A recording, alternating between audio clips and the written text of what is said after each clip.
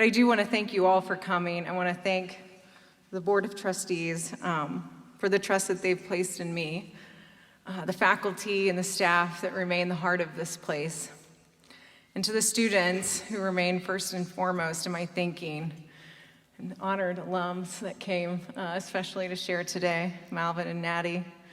You guys put up with a lot, and so many other students did as well. I love the volleyball team and their ponytail shirts back there. That was a great dedication to the cause. I would rather be wearing a ponytail and have on my boots and jeans, it's true. But to everything there is a season. And also thank you for the delegates that came. We have delegates from across the nation here. We have representatives from the CCCU that represent higher education generally and both public and private institutions here, and I'm very thankful for that. I stand on the shoulders of all those who have gone before. For example, Ish Smith and Jim Manoia were my presidents when I was here as a student. Ish sadly passed away earlier this summer. I used to sit with him and Rich Stevens and sandwiched between them at basketball games, and they would give me all sorts of advice about how to run an institution, and it was great advice. Of course, I loved serving alongside President Philby for his 7-year tenure here in various roles, as Kathleen mentioned, some even done at the same time. I just want to also note that there's so many faculty and staff that were here when I was a student. Greenville greats, as I call them, like Dr. Richard Houston, who actually called me back to my alma mater. I had no intentions of staying in higher ed, actually. I was at Eastern Illinois University. I came back for Agape Festival. He's like, would you ever consider coming back to your alma mater? I said, no, not really. I'm going back into law. I'm going to be a circuit judge. That was the plan. I actually had it all worked out. And I actually declined that job when a mentoring attorney of mine, Mike Carroll, said, you know what, you could be a judge, but you'll be at the back end of people's lives, and you've got a chance to be at the front end and impact them where it might matter most. And I was surprised because that actually was not in his best interest to renege on that offer, but he did give me that advice. Other Greenville greats, like Rick McPeak, who officiated at Phil and my wedding. And you all owe this return also to Brian Patton, who recruited me here as a student, as a track athlete. And I think I still maintain the record for the most difficult female athlete ever that he recruited. I'm not sure. Of course, there's the late Jim Reinhart, Deb Miller, Lori Gaffner also come to mind as huge losses that this institution has faced this past year. We truly stand here and together on the shoulders of giants, and it's important to know that there are so many who have come before, whose blood, sweat, and tears literally have made this possible. So I recognize the historic nature of this day. Women have led here as well, formally and informally. Dr. Tenney, Ruby Dare, Dr. Mack, Sharon Alger, June Straw, even Karen Longman, who signed my degree. It's in my office. But I have the privilege of being named the first female president, and I have promised to wear this mantle humbly and in honor of all the women who have led sacrificially for the past 129 years. I'm also representative as an alum of so many students' lives who have been impacted here. You've heard a few. GU was a transformative experience for me as I grieved the loss of my brother and impending loss of my father. I actually drove to Barnes Jewish Hospital in St. Louis most every night as a freshman, and Greenville College at the time gave me room to question and grow through some difficult times. Countless hours were spent with professors, coaches, and staff pondering life's greatest mysteries while exploring my calling. And I know that that's not unique to my story, as I know of so many alums who would say the same thing. The times and place in which we find ourselves in now have so many different trials and hardships, But our collective story of Greenville University shines brightly. Perhaps never before has there been a need for us to embrace our calling and our mission to prepare young women and men to lives of character and service. In an age of either or, we dare to proclaim the gospel message of the both and, the via media. Yeah, that's huge. That's actually huge. Thank you. In a time of divisiveness and hostility, we lay claim to the Apostle Paul's charge to the Corinthians to be ambassadors and reconcilers. With the fears of COVID and whatever a post-COVID environment looks like, or whether there is a post-COVID environment, we find hope and strength in the gospel message. I intend to never forget our past, to build upon it, and not to be afraid to lean into the future and its challenges. Of course, we face daunting demographics and rapid change, but we have such strong, good bones that are lasting and are relevant for today. I'm reminded of that as I reflected on what I would say today. As I said, I was traveling to Africa earlier this month. And there's nothing quite like when I travel to India, Central South America, Africa. For me, it's just a great opportunity to clear your head and recognize the extent of our privilege and the depth of my sinful nature to not care enough on a daily basis. To remember so many of our brothers and sisters in Christ who lack the opportunities that exist for so many other people like ourselves is almost unfathomable. Then to compare that to what we get to do here in Greenville in higher education in a beautiful, developed part of the earth, especially at a liberal arts school wherein the creative gifts Almighty God has given each of our students is expressed so freely. They have such great professors to guide them, the benefit of technology, and the opportunity to find true vocation and calling, and not just be left with the hand that was dealt them from birth. It's a place where new languages are spoken, teamwork shows that they're not alone with their own talents, and the arts are appreciated to awake and reveal the deepest aspects of our human condition. So many, both near and far, will not have these benefits, nor will even be able to dream of having them. But what we do here for the students entrusted to our care is ministry, in the truest sense of the word, and I believe wholeheartedly that it matters to God. We empower them not only for themselves, but to go out from here and serve in their own communities, bringing salt and light into literally the whole world in all areas of society. It's powerful to see students from over 30 different countries have this experience alongside students from our own backyard in Illinois. Students like Abby, Shubin, Sarah, Emmanuel, and young alum like Natty and Malvin inspire me to become more of who God created me to be, because I've seen Jesus in them.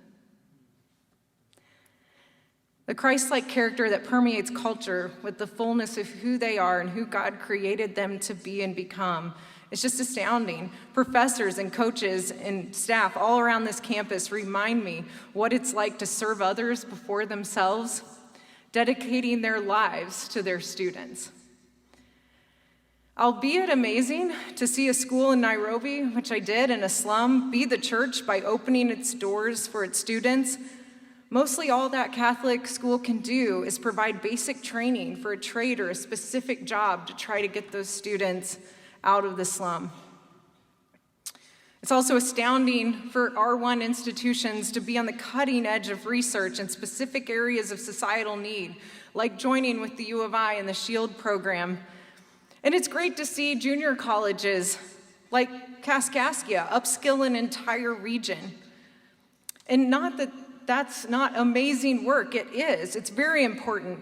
But I think at Greenville University, we carry the torch of vocation, calling, even further for our students by offering a well-rounded experience that adds to the very soul of societies, where students will go out to shine. We create problem solvers, people who think critically to make a way for others through the darkest valleys, those who have the privilege of dedicating their lives to the ministry of the gospel message by becoming the hands and feet of Jesus, who build up society, bringing hope and truth to a hurting world, and especially growing and leading those who are willing to see the hurt for what it is and go in courageously and fight for what matters most to meet human needs. That's what we do. That's what we do. It's just that. That's why I serve at Greenville University. It's not that an Ivy League school, a state institution, or a junior college, or another private school couldn't fill a student's need in this way, but I see it out of us daily. And I see it out of the Free Methodist Church theology in the deep roots of this historic mission. It's just an awesome platform, and I don't use that term lightly, an awesome platform for making dreams a reality for students in a way that just adds value to the world. In our Jerusalem, our Judea and Samaria, and literally to the ends of the earth. I want to outline just a few things as I see it as the way forward at a very high level, some key precepts that will guide my time here and my administration.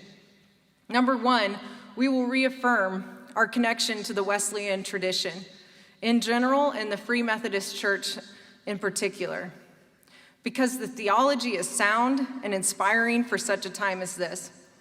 It transcends cultures as it's growing rapidly, actually more rapidly outside the United States. This will provide us a solid foundation on which to stand and a pathway through the storms. The 5 pillars recently penned, the Free Methodist Way, will help us respond to each other and to the world thoughtfully in community.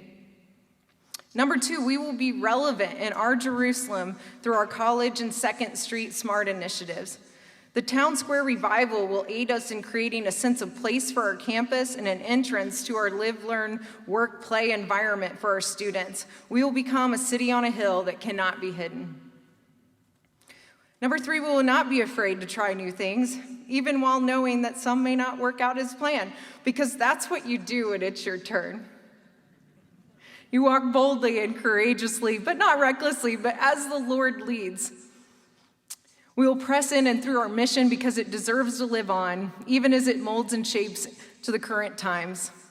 Smart Experience Institutes were created for this in Nashville, possibly Dallas, possibly St. Louis, I don't know. But Greenville University is relevant not just in Jerusalem as a city on a hill, but we want to be the light that permeates the darkness in all areas of society. The music industry, healthcare, local retail, and hospitality. Number 4, we will recommit ourselves to experiential learning and lean in toward even more immersive educational experiences for our students to remember. That's the foundation stone of our past and the key to our future. Past efforts such as the Chicago, St. Louis trip, now St. Meinrad's, summer research, and Experience First are things that our students remember that shape them for lives of character and service, and we pledge to provide even more of those opportunities through the Experience Institute structure. Live projects and teams of several majors, interdisciplinary, serve to provide clarity of calling and workplace experience to bridge the gap between a degree and life after college with a resume full of experiences and a connection base for a lifetime. My promise and plea is that I promise to work hard on behalf of the institution in this city, never forgetting the people whose blood, sweat, and tears has brought us to this point, and those who labor in the trenches every day. I promise to speak the truth always. Those of you who know me know that I speak the truth. That's all I can say. I promise to pray fervently for our students, our employees, our alumni, donors, and our leaders. And I promise to continue the 3 principles that the Lord has guided me on and that you have heard a lot about here today. I was stunned even by the integration and everyone's talks. It was awesome. So you've heard them. With many advisors' plans succeed. I believe that the counsel of many is always preferable over my own ideas. It's in the fellowship of believers that truth is found. When we interconnect, whether inside the institution with each other or outside connecting with alums and friends in the city and others around us, we will just always think in terms of partnership and collaboration. Seed must fall into good soil. You heard that one. We must be fertile ground. We can't let the sin that so easily entangles reign supreme in our personal or our collective life as an institution. We have to be innovative. We can't bury our talents, but rather we need to use what God has given us to produce more seed. This will require outside-the-box thinking, a hallmark of GU since its founding. And we need to serve, not just plan on being served, because the best things in life come when we look past our own noses and serve others ahead of ourselves. We want to live that out and teach our students to live it too. Immersive experiences foster a sense of purpose while working alongside a team for our students. It's our goal that every student who crosses our stage here at commencement, that they not only possess a degree when they leave, but a host of experiences that they take with them and a connection base that will draw them into their career and calling for a lifetime. We want to force them out of their comfort zone to think of others, not just themselves. Most importantly, I believe that Jesus is to be found here, on this little piece of earth where countless others have found him. I too met Jesus here, not just in a spiritual sense, but through so many of you who were followers of the way. I was so angry and chasing the wind due to the genetic disease that plagued my family, who, as a child, my dad's cancer diagnosis when I was in high school rocked my world right before I came here. I think my mom was pretty nervous for a while as I navigated through my own faith and worldview, but she trusted I was in good hands here at GC at the time. I also met the most godly man I know, my husband, Phil Davis, and was engaged to him on the steps of Hogue Hall, as best I can remember, almost precisely 22 years ago. Sometimes I walk through the tower and think that it commemorates my meeting of Phil. Just so many others, though, have experienced a lasting relationship here. I brought my daughters, Brittany and Tiffany, here because I knew it would give them a chance to change the trajectory of their lives just like it did mine. They've learned and grown in ways that I couldn't even fathom at the age of 25. The spiritual depth each of them displays in their own way literally astounds me. Our story of adoption reminds me so much of the Father's love for us all, who's willing to lean into our stories, our messiness, and redeem it all. Whether we're the prodigal son chasing the wind like I was, as Brian Patton can tell you, Richard Houston can tell you, so many others. Or whether I tend to now be the elder son who doesn't want to come to the party because I'm ticked off. But we always need to strive. The story, we miss out so many times because the story is really about the Father, because the Father welcomes the prodigal, and then he also runs out to get the elder son to try to get him to come to the party. So it doesn't matter if you're the prodigal or the elder son. What you're really being drawn to is the love of the Father, who welcomes us to the celebration of a lifetime, not just for salvation at the end, but for the now and how you live. My passion and my goal is to continue to make this place a sacred spot for current and future students, just as it was for me and for so many of you. And I invite you to join me in helping us both preserve the past and set the course for the future. So may we continue to meet Jesus and others in our Jerusalem, Greenville, Judea, Samaria, Bond County, to the ends of the earth, whether in the slums of Nairobi or even the impoverished of East St. Louis or South Chicago.